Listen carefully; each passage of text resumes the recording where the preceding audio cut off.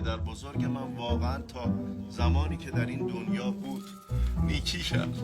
تو رفتی ولی عکس تو رو تاقچمون بود، همیشه وجودت پشت دشمن رو لرزود. دیگه پدر بزرگ پرکش. مادرم چشماتو وا کن و ببین که بابا اومده. بابا با یک کارنامه اعمال ممتاز اومده. تشکر میکنم از همه دوستان، آشنایان، عزیزان که قدم رنجه فرمودن، همچنین هم رهان پدر بزرگ عزیزم و تمام کسانی که از دور و نزدیک قدم رنجه فرمودن، به مراسم ما اومدن، تسکین دادن قلب ما رو. انشالله در شادیاشون من جبران بکنم. تشکر ویژه دارم از جناب آقای وزیر، محبت کردن، همچنین آقای معین. شه خوبان کجا رفتی پدر؟ خانه بی تو خالی و بی در به در. بچه آبرومونو بردی. خب آقای بیرون داد. تشکرم بکنم از اسپانسر این مراسم ختم، چیپس وینیتو. خدا بیبی یکی یکتون رو بیامرزه.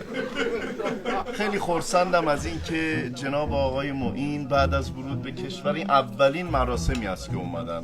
ممنون میشم اگر با صدای گرم خودشون این بار هم ما رو مهمان بکنن و یه حالی به من، در واقع یک حالی به قلب رنجور ما بدن، چرا که پدر بزرگ ما بسیار بسیار دنبال میکرد شعای تنین ایشون رو. همسایه ها شاهد از صداشو کم نمیکرد. خدا بیامرزه. بنابراین به افتخار جناب آقای معین یک کف مرتب صلوات. الله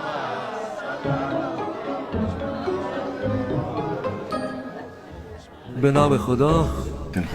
بنده هم به نوبه خودم این ضایعه جانسوز رو خدمت همه سروران خودم، بالاخص فرزندان داغیده آن عزیز تازه سفر کرده تسلیت میگم. کنسرتشو بدین. این مرد انقدر خاکیه که نگم. این محفل نورانی تازه پدر بزرگ تسلای خاطری باشه اجازه بدین یه چند روزی برای شادی روح آن مرحوم. من خودم و تمام همچنین جوانه به قضیه رسیدم. همینطور که دیدم مثلا می‌دونید شما نگران نباشید. من اتفاقا بین نماز ظهر و عصر هم استخاره کردم. دور سرت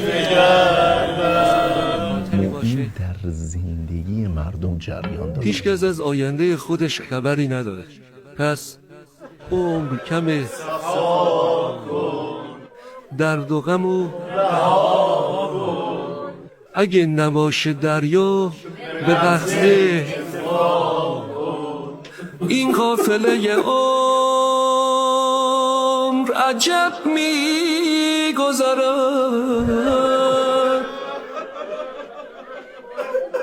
این قافله عمر عجب میگذرد. دریا دمی که با طرب میگذرد، که بار و تب میگذرد، که بار و تب میگذرد.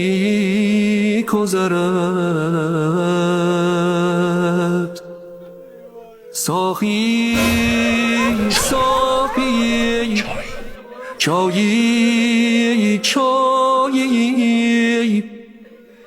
بیار تا داغ خوریم. پیشار پیاله را پیشار نلبکی را که شب می‌گذرد.